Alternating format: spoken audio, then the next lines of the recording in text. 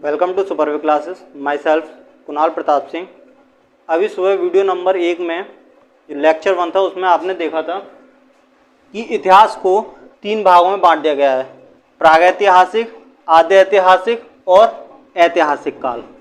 ठीक, प्रागैतिहासिक को हमने देखा था 3 भागों में बांटा हुआ था, पुरापाषाण काल, मध्यपाषाण काल और नवपाषाण काल, जिसमें आग, अंत्येष्टि, कृषि, पहिया वगैरह की खोज हुई थी।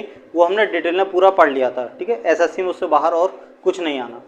अब उसके बाद में अब देखते हैं आद्य ऐतिहासिक काल, जिसको इस टाइम में तांबे की खोज हो चुकी थी तो इसलिए इसको ताम्रकाल भी बोलते हैं। और सिंधु घाटी सभ्यता जो थी वो भी इसी काल में आती है। ठीक, तो अब बात यह है कि जब हम सिंधु घाटी सभ्यता को देख रहे हैं तो साथ ही साथ और भी देशों में, जैसे ईरान में, मिस्र में, इटली में और भी कुछ फेमस सभ्यताएं हुई हैं, उनको भी साथ ही साथ देख लेते हैं। तो सिंधु घाटी सभ्यता थी 2300 BC। अब देखते हैं सिंधु सभ्यता। ठीक, हालांकि सिंधु सभ्यता से पहले जो सबसे पहली सभ्यता है वो है मेसोपोटामिया। सबसे पहली सभ्यता मेसोपोटामिया की, जो लगभग 5000 BC, जन्म के 5000 साल पहले की बात है ये। और जबकि अभी जन्म के बाद में 2023 चल रही, तो टोटल 5000 में 2023 जोड़ दो तो ये लगभग 7023 साल पुरानी बात है ये। मेसोपोटामिया की सभ्यता ईरान में हुई थी।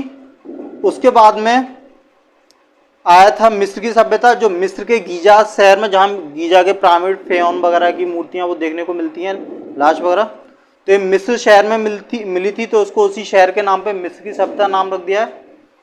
और उसके बाद में तीसरे नंबर पे आती है सिंधु घाटी की सभ्यता। और सिंधु घाटी की सभ्यता के बाद में है रोमन सभ्यता, जो सबसे ज़्यादा शहरी सभ्यता है, ये इटली में हुई थी चौथे नंबर पर।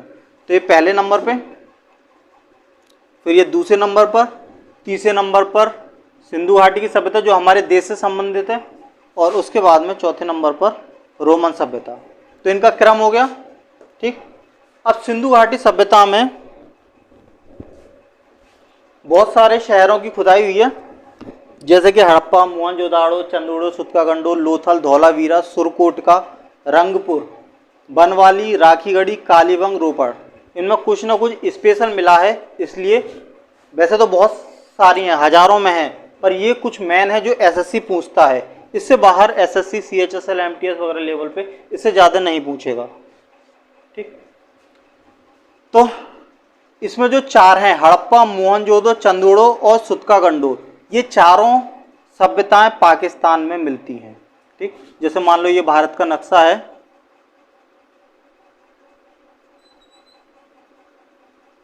और यहाँ पाकिस्तान है। ठीक, इतना बड़ा भी नहीं है, तो यहाँ हड़प्पा हो जाता है, फिर मोहनजोदड़ो, फिर चंदोड़ो और यहाँ सुतकागंडो। तो क्वेश्चन ये आ जाता है कि निम्न में से कोई भी दे देगा, ये चारों या और भी कोई मिला के, कि सबसे पश्चिमी तट पर, सिंधु घाटी सभ्यता का सबसे पश्चिमी तट पर कौन सी शहर है, तो वो सुतकागंडोर है। यहाँ सुतकागंडोर,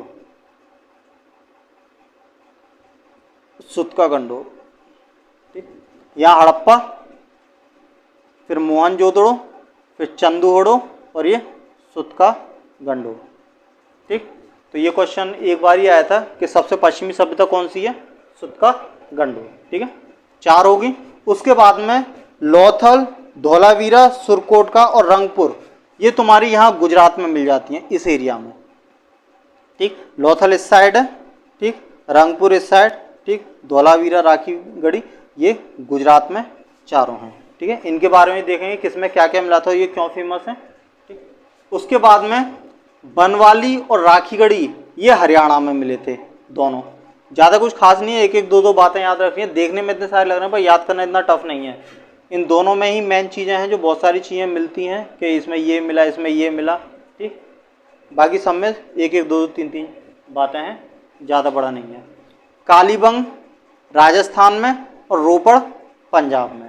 ठीक, इन सारी चीज़ों का हम एक क्रम से अभी एनालिसिस करेंगे।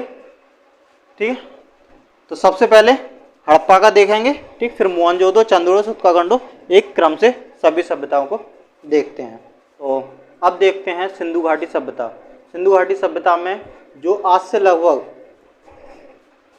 2350 BC मतलब before the birth of Jesus Christ, ठीक, जब से सन चालू हुई थी उससे भी 2350 साल और पहले, अभी 2023 चले तो 2023 को इसमें जोड़ दो तो लगभग 4370 समथिंग इतने साल पुरानी ये सभ्यता है। 4570 के समथिंग पुरानी सभ्यता। तो इस सभ्यता में बहुत सारे शहर मिले हैं, उन शहरों के नाम पर ही इसके नाम रख दिए गए। जैसे एक हड़प्पा मिला था, मोहनजोदारो, कालीबंग, लोथल, ठीक, राखीगढ़ी, उन सब के बारे में हम धीरे धीरे पढ़ेंगे। तो सबसे जो मेन है शुरू में एक तरफ से क्रम से देखते हैं हड़प्पा। हड़प्पा की विशेषता ये है कि हड़प्पा की खुदाई जो हुई थी सबसे पहले हुई थी, ठीक, 1921 में इसकी खुदाई की थी हड़प्पा की, और जो खुदाई करने वाले थे वो थे दयाराम साहनी। खुदाई सबसे पहले हुई थी, सबसे पहले खुदाई हुई थी 1921 में, उससे जस्ट एक साल बाद में मोहनजोदाड़ो की खुदाई हुई थी। अब जो खुदाई करनी जो की थी वो दयाराम साहनी ने की थी रावी नदी के किनारे पाकिस्तान में, और यहाँ मिला क्या क्या था, श्रमिक आवास, कुम्हार का चाक, अन्नागार, माता देवी की मूर्ति, लकड़ी की ओखली, ताबूत, ये लोग दफनाते थे, कब्रिस्तान भी था, जब दफनाए तो कब्रिस्तान होगा, और उस पर RH-37 लिखा था। RH मतलब इसका मतलब ये नहीं था कि वो ABCD जानते हो या गिनतियाँ जानते हो, वहाँ जो भी लिखाई हुई थी वो अब के अल्फ़ाबेट R और H की तरह मैच खाते थे और 3 और 7 की तरह। तो ये नहीं था कि वो लोग ABCD जानते हों। चांदी के साक्ष्य मिले हैं, हाथी की खोपड़ी मिली है, एक सिंह वाला जानवर, माता देवी की मूर्ति मिली है। अब देखो इसको याद कैसे करेंगे, तो कहीं ना कहीं थोड़ा बहुत लिंक करो। अगर कोई तुमसे, कोई आदमी, कोई ताकतवर है, पावरफुल है, अगर वो तुमसे हड़प रहा है तो तुम क्या करोगे, तुम ये कहोगे उससे कि मतलब हे राम दया करो, मतलब मुझ पर दया करो, इस चीज़ को मुझसे ना छीनो, ना हड़पो, ठीक, और उस रब से डरो। राम है या रब है, भगवान एक ही, उससे डरो, मतलब मुझ पर दया करो, उस राम से और रब से डरो। और हड़पने वाली चीज़ पाकिस्तान में ही होगी। वैसे तो मोस्टली ये सारी चीज़ें जो मेन है, हड़प्पा, मोहनजोदड़ो और सुतकागंडो, ये पाकिस्तान में ही आती हैं, और चंदूड़ो, ये चार हैं, हड़प्पा, मोहनजोदड़ो, सुतकागंडो और चंदूड़ो, चारों सभ्यताएं पाकिस्तान में हैं। तो ये अभी याद करने की जरूरत नहीं है पाकिस्तान की, यही पाकिस्तान, और आने वाली अभी एक दो और वो सब पाकिस्तान में ही हैं। तो इतना याद करना, जो मेन है उसके क्वेश्चन में टिक लगाता हूँ, जो SSC पूछता है मोस्टली। एक तो ये पूछता है, ये क्वेश्चन आया हुआ था, ठीक। बैक पेपर मैंने मोस्टली मैं बैक पेपर निकालता हूँ 2020 से 2020, 21, 22 वगैरह, तो मैं यही देखता हूँ कि बैक पेपर में ये वाला क्वेश्चन कई बार मैंने देखा हुआ है। सबसे पहले का भी आता है, सबसे पहले खुदाई, और उसके बाद में सन याद कर लेना, CGL लेवल पे सन ही आती है मोस्टली। तो हड़प्पा की खोज 1921 में हुई थी, सबसे पहले हुई थी, और जब कोई हड़पता है तो उसको बोलते हैं कि मतलब मुझ पर दया करो। रावी नदी, ये भी इम्पोर्टेंट आ जाता है, पाकिस्तान में हुई, तो ये कॉमन है, सारे पाकिस्तान में ही है। अच्छा, इन सबसे मेन है श्रमिक आवास मिले थे यहाँ पर। और श्रमिक को कैसे करोगे, श्रमिक था वो कुम्हार बनाने वाला, जो कुम्हार जो चाक वगैरह पे जो काम करते हैं, मिट्टी के बर्तन बनाते हैं, वो वाला मजदूर था, वो वाला श्रमिक था, ठीक है। रिलेट कर सकते हो याद करने के लिए बस, कि श्रमिक था कौन सा था, कुम्हार वाला था, जो कुम्हार के बर्तन बनाता था, चाक पर काम करता था, और उससे अपना पेट पूजा करता था। अन्नागार इसमें भी है, अन्नागार इसमें भी है, पर इसका जो अन्नागार है वो काफ़ी बड़ा है। ये अन्नागार छोटे छोटे घरों के लेवल के, ये पूरे शहर के लेवल के इसमें अन्नागार थे, ठीक है। इसका भी अन्नागार है, पर वो बहुत बड़ा था, पूरे शहर का एक, जैसे कि अभी गवर्नमेंट के होते हैं, गवर्नमेंट अन्नागार बनाती है बड़े बड़े, और उसमें राशन रखती है जो बांटती है हर महीने। तो ऊपर वाला जो है हड़प्पा, उसमें अन्नागार छोटा था और इसमें अन्नागार काफी बड़ा। तो कुम्हार का चाक और लकड़ी की ओखली, मजदूर है तो अपने जो आटा है उसको खुद ही ओखली में पीसेगा, अमीर आदमी होगा तो वो चक्की पे पिसवाया आएगा। तो श्रमिक जो था वो ओखली में खुद ही पीसता है अपना अन्न, श्रमिक अपना अन्न ओखली में खुद ही पीसता है। और कौन सा, किसका श्रमिक, कुम्हार के चाक वाला, जो कुम्हार का जो काम करता है। चलो, इसके बाद में ये लोग दफनाते थे, तो दफनाते थे तो जाहिर सी बात है ताबूत मिलेंगे, क्योंकि दफनाना लगभग बहुत पहले से मेसोपोटामिया वगैरह और भी सभ्यताएं मिली हैं, फिरौन्स वगैरह की लाशें आज भी मिलती हैं, वो सब दफनाए ताबूतों में ही दफनाए हुए थे। तो दफनाते थे, ताबूत तो होगा जब दफनाएंगे तो, क्योंकि ताबूत में ही दफनाते हैं, और दफनाते थे तो उस जगह को कब्रिस्तान बोलते हैं। तो इसमें कब्रिस्तान और ये RS-37 ये इंपॉर्टेंट है जो क्वेश्चन में आ जाता है। ये जो मैं अंडरलाइन कर रहा हूँ ये CHSL और MPS के लिए ऐसा है कि कभी भी क्वेश्चन आएंगे तो ये देखो कि अंडरलाइन वाले ही आएंगे, ठीक है, और आ भी चुके हैं इनमें से आधे लगभग, ठीक। बाकी और चीज़ देख लेते हैं। मातृ देवी की मूर्ति मिली थी, ठीक। चांदी के साक्ष्य मिले थे। चांदी के साक्ष्य का मतलब ऐसा नहीं है कोई मिला हो, चांदी का एक ढेर मिला था बस पड़ा हुआ, तो इसलिए बोलते हैं चांदी के साक्ष्य मिले हुए थे। हाथी की खोपड़ी मिली थी और एक सिंग वाला जानवर मिला था। वो जानवर कोई भी हो सकता है, गैंडा वगैरह, तो वो आइडेंटिफाई नहीं हो पाया, तो इसलिए ये बोलते हैं कि एक सिंग वाला जानवर कोई भी था वो, ठीक है। बस इतना ही पता है कि एक सिंग वाला था, नाम उसका नहीं पता। तो मैंने इसमें हड़प्पा में दयाराम साहनी ने खोज की थी, रावी नदी के किनारे श्रमिक आवास। श्रमिक किसका था? कुम्हार के चाक का श्रमिक था, और वो अपना अन्न खुद ओखली में पीसता था। मातृ देवी की मूर्ति, ये भी क्वेश्चन ये 2 बार लग गया है, ठीक है। तो ले दे के एक ही चीज़ है, मातृ देवी की मूर्ति यहाँ भी अंडरलाइन हो चुका है। तो मातृ देवी की मूर्ति इसी में मिली थी। इसमें जो मिली थी वो नृत्य करती हुई मूर्ति मिली थी। अंतर इतना, इसमें मातृ देवी की मूर्ति और इसमें नृत्य करती हुई मूर्ति, ठीक। तो ये अंडरलाइन कर दिया मैंने हड़प्पा के। हालांकि याद तुम्हें पूरा करना है, अगर CGL लेवल पे जा रहे हो तो सभी करना है, पर MTS और CHSL देख रहे हो तो ये अंडरलाइन वाले जो 4-5 हैं इनको याद करना सबसे मेन है। कब्रिस्तान से याद ही रखना है, कब्रिस्तान होता है तो ताबूत भी होगा, दफनाते हैं तो कब्रिस्तान होगा ही होगा। अब देखते हैं दूसरी जो बड़ी सभ्यता है वो है मोहनजोदारो। मोहनजोदारो के उसके जस्ट 1 साल बाद में खोज हुई थी। ये की थी दयाराम साहनी ने, इसको की थी राखलदास बनर्जी ने, ठीक। ये हुई थी रावी नदी के किनारे, तो ये हुई थी सिंधु नदी के किनारे, ठीक है। यहाँ भी हड़प्पा में रा वाली फ्रिक्वेंसी ज़्यादा है, तो यहाँ रावी में भी रा वाली फ्रिक्वेंसी ज़्यादा है। मोहन कृष्ण के नाम है मोहन वगैरह, तो मोहन और सिंधु हिंदू, तो सिंधु मतलब हिंदू, और हिंदुओं के जो ईस्ट हैं वो मोहन है, ठीक है। कृष्ण का उपनाम है मोहन। सारे पाकिस्तान में, अभी पाकिस्तान के ही चलेंगे कुछ, ठीक है। अच्छा, इसमें याद करने का तरीका ये है कि पुरोहित याद रखो, पुरोहित आवास मिला था, पुरोहित आवास ऐसे करके कर लो। एक पुरोहित है, ठीक। वो पुरोहित जब सुबह सुबह उठता है, पंडित जी जब सुबह सुबह उठते हैं तो सबसे वो स्नान करते हैं, ठीक। स्नान करने के लिए वो कुएं पे जाएंगे, तो स्नान के लिए स्नानागार हो गया, और वो जाएंगे कुएं के पास स्नान करने। अच्छा, स्नानागार इसमें भी था, पर इसका ध्यान रखना ये स्नानागार काफ़ी बड़ा था, पूरे शहर का एक जो बहुत बड़ा स्विमिंग पूल होता है उस लेवल का था।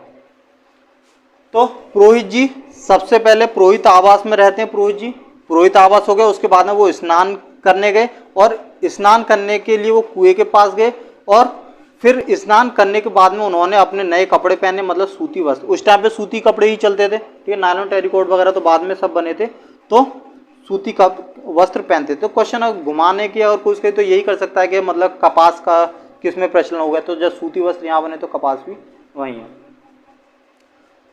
तो सूती वस्त्र थे, पंडित जी आए थे, पुरोहित जी, ठीक है, जगह स्नान करने के लिए कुएं के पास गए। स्नान करने के बाद फिर उन्होंने कपड़े पहने, और कपड़े पहनने के बाद में उन्हें पूजा करनी है। तो पूजा करने से पहले 56 भोग बनाते हैं भगवान को, कुछ ना कुछ अर्घ देने के लिए तैयार करते हैं 56 भोग। तो उसके लिए अन्न चाहिए, तो वो अन्नागार में गए। अच्छा, अन्नागार भी इसमें भी था, इसमें भी, पर इसका जो अन्नागार है वो हर चीज़ इसकी बड़ी है मोहनजोदड़ो की। अन्नागार इसका बड़ा था काफ़ी, इसका छोटा, ठीक। कपड़े पहनने के बाद में भगवान के 56 भोग लाने के लिए अन्नागार में गए, वहाँ से 56 भोग तैयार किया, और फिर निकल पड़े मंदिर की तरफ। जब मंदिर की तरफ जा रहे हैं तो ऐसा सोचो, इमेज करो कि बहुत चौड़ी सड़क है। एक मंदिर के लिए जो सड़क है वो काफ़ी चौड़ी है। उस चौड़ी सड़क से गए, कहाँ गए? पशुपति शिव के मंदिर में गए। तो पशुपति शिव, और उसके बाद में जहाँ भी मूर्ति होती है तो मूर्ति के सामने एक चबूतरा सा होता है जहाँ भजन कीर्तन करते हैं, बैठ के चौपाली मंडली बैठती है और पूजा करते हैं लोग। तो एक सभागार भी होगा, ठीक। और उस सभागार में कार्यक्रम होते हैं। तो नृत्य किया था, नृत्य करती हुई मूर्ति मिली थी, वो कांसे की बनी हुई थी। तो ऐसा करना कि मतलब वो गए, चौड़ी सड़क से होते हुए गए पशुपति शिव के पास, और वहां जो सभागार था, आगे चौपाल था, उस सभागार पे उन पंडित जी ने शिव के सामने तांडव किया, मतलब नृत्य किया। ठीक, शिव जी को तांडव पसंद था, डमरू पर नृत्य करते थे। तो उन पंडित जी ने भी जाके, जो पुरोहित जी थे, उन्होंने शिव के मंदिर में गए, सभागार में जाके जो आगे चबूतरा था उस पर जाके उन्होंने नृत्य किया ताकि शिव जी प्रसन्न हो जाएं। तो 1922 में सन याद कर लेना, राखलदास बनर्जी इंपोर्टेंट है, सिंधु नदी के पास ये इंपोर्टेंट है, पुरोहित आवास। ठीक, पुरोहित आवास से पूरी स्टोरी याद रखनी है। पुरोहित आवास से उठे, नहाने गए कुएं के पास, कपड़े पहने, फिर 56 भोग का नाश्ता तैयार करने गए तो अन्नागार, और फिर जब गए तो रास्ते में सड़क होगी तो सड़क चौड़ी थी। उसके बाद में शिव की पूजा के लिए शिव के मंदिर में गए, पशुपति शिव के पास, वहाँ एक सभागार बना हुआ था, सभागार में उन्होंने नृत्य किया, शिव जी को प्रसन्न करने के लिए तांडव किया। ठीक है, तो ये याद रखना, ये जो अंडरलाइन हो रहे हैं ये CHSL और MTS लेवल के लिए इंपोर्टेंट है। ठीक है, चांदी का ढेर मिला था इसमें, लेकिन प्रयोग जो देखा गया था वो कांसे का था। ठीक है, तो ये तुम्हारे हड़प्पा मोहनजोदड़ो हो गए। अब देखते हैं चंदूड़ो। तो चंदूड़ो की खोज गोपाल मजूमदार ने की थी। ठीक, सिंधु नदी के तट पर था और पाकिस्तान में था। ठीक है, सड़कें इसमें टेढ़ी मेढ़ी थी और फीमेल से रिलेटेड, औरतों से रिलेटेड जो भी सामान होता था वो सब इसमें मिला था, जैसे मेकअप का सामान, काजल, लिपस्टिक, गुड़िया, सुई धागा, मनका, अलंकृत ईंट, मतलब ईंट होती थी तो ईंट के ऊपर गीली मिट्टी पर कुत्ते या बिल्ली के पैर रख दिया करते थे तो वो डिजाइन बन जाती थी। ठीक, तो इस तरह से ये अलंकृत ईंटें थी, उनमें बिल्ली या कुत्ते के पैरों के निशान होते थे। अच्छा, जब इतना सारा सामान बनता था, मेकअप का भी बन रहा है, काजल लिपस्टिक बनी है, गुड़िया भी बनी है, सुई धागा, सुई बनाने में तो अच्छा खासा एक इंडस्ट्री बनती है। तो इसका मतलब ये लोग इंडस्ट्री के बारे में जानते थे, इसलिए पूरा एक औद्योगिक शहर मिला था जिसमें इतना सारा ये सामान, छोटी छोटी फैक्ट्रियां थी। ये पूरा वो शहर जिसमें छोटी छोटी फैक्ट्रियां थी वो औद्योगिक शहर कहलाया। और ये दुर्ग रहित था। तो दुर्ग रहित मतलब इसमें शहर के चारों तरफ बाउंड्री होती है ताकि कोई जंगली जानवर वगैरह ना आ पाए। तो इसमें कोई भी दुर्ग रहित मतलब नहीं, इसमें दुर्ग नहीं था। अच्छा, बाकी जो सभ्यताएं थी, अभी जो हमने हड़प्पा और मोहनजोदड़ो की थी, उनमें दुर्ग था पर इसमें दुर्ग नहीं है। ठीक है, बाकी में दुर्ग था और इस चंदूड़ो में दुर्ग नहीं था। चंदूड़ो तो मतलब चूड़े टाइप के लोग थे और उनमें बिना अपने सेफ्टी के, बिना दुर्ग के रहते थे। ठीक है, तो ऐसा मान सकते हो, बस केवल याद करने के लिए। ठीक है, बाकी किसी को गलत कहना नहीं। ठीक है, तो बस इसमें ये याद रखना, तो मैं गोपाल मजूमदार ने की थी सिंधु नदी के तट पर। और ये जो चारों थी, हड़प्पा, मोहनजोदड़ो, चंदूड़ो, सुक्काकंडो, चारों पाकिस्तान में थे। अभी हम पाकिस्तान का ही कर रहे हैं इस वीडियो में, वरना वीडियो बहुत लंबी हो जाएगी अगर सारे ही एक ही दिन में कर लेते हैं। एक ही वीडियो में बहुत लंबी वीडियो हो जाएगी, तो केवल 4 देखते हैं। ठीक है, तो हड़प्पा, मोहनजोदड़ो, चंदूड़ो, सुक्काकंडो पाकिस्तान के 4। इसमें बस एक चीज याद रखना, औरतों से, फीमेल,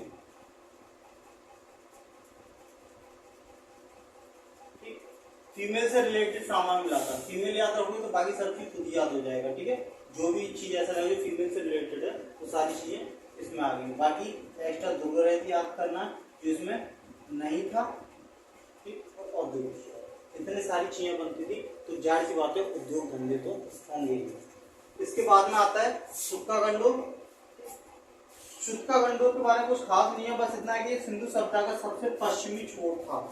अभी होता है ना, इधर किसी भी कॉपी बोर्ड पर या कॉपी पर इधर होता है पूर्व, पश्चिम, ऊपर उत्तर, नीचे दक्षिण। तो ये सबसे पश्चिमी छोर था और पश्चिमी छोर समुद्र के किनारे था। तो ये बंदरगाह का भी काम करता था, मतलब एक स्थान से दूसरे स्थान पर कोई भी सामान लाना ले जाना है व्यापार का केंद्र, तो वो बंदरगाह था। ठीक है, तो ये रहा मैप, ये इधर भारत है, इधर ये पाकिस्तान है। सबसे ऊपर हड़प्पा था, फिर मोहनजोदड़ो, फिर चंदूड़ो और फिर एंड में सुक्काकंडो। तो सुक्काकंडो सबसे इस तरफ है, इस तरफ क्या होता है पश्चिम। ठीक है, पूरा इधर, पश्चिम इधर। तो सबसे पश्चिम की तरफ है, और जो सबसे पश्चिम में समुद्र के किनारे है, तो समुद्र के किनारे नाव के थ्रू व्यापार होता है, जिस शहर से व्यापार होता है वो बंदरगाह कहलाता है। ठीक है, मार्केट होता है जैसे जल द्वारा जो भी क्रय विक्रय होता है उसका। इनमें याद रखना है कि मोहनजोदड़ो जो है वो सबसे बड़ा शहर है, और दूसरे नंबर का सबसे बड़ा शहर हड़प्पा। अगर स्थान की बात आती है कि सबसे बड़ा स्थान कौन सा है, तो सबसे बड़ा जो स्थान है वो राखीगढ़ी है, और दूसरे नंबर का सबसे बड़ा स्थान धोलावीरा। ये स्थान है, जगह है, और ये शहर है। एक स्थान में कई शहर या कई शहर आ सकते हैं एक स्थान, तो स्थान एक बड़ी चीज है, शहर छोटा है। तो सबसे बड़ा स्थान राखीगढ़ी है, सबसे बड़ा शहर हड़प्पा। अगर इन चारों में देखें, चारों में कौन बड़ा कौन छोटा है, तो राखीगढ़ी सबसे पहले नंबर पे, उससे दूसरे उससे छोटा धोलावीरा, और इससे छोटा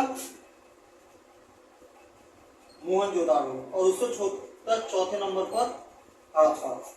हालांकि यही आता है ऐसे सबसे बड़ा स्थान है, सबसे बड़ा शहर, ऐसा अभी क्वेश्चन नहीं पूछा गया कि चारों को एक क्रम में लगा दे, पर अगर ऐसा पूछ भी लेता है तो जो स्थान वाले हैं वो दोनों ही बड़े हैं, उनमें सबसे बड़ा राखीगढ़ी और फिर धौलावीरा, ये सबसे पहले रहेंगे, और उसके बाद में शहर में जो सबसे बड़ा शहर है वो तीसरे नंबर पर, और जो दूसरा सबसे बड़ा है वो चौथे नंबर पर। तो आज ये हड़प्पा, मोहनजोदड़ो, चंदोड़ और सुक्कागंडो, ये चारों पाकिस्तान की जो सभ्यताएं थी वो हमने कर ली। अब नंबर आएगा भारत पर, और भारत के गुजरात से। ठीक है, तो हम नेक्स्ट वीडियो में देखेंगे, क्योंकि एक ही वीडियो काफी लंबी हो जाएगी। ठीक, थैंक यू।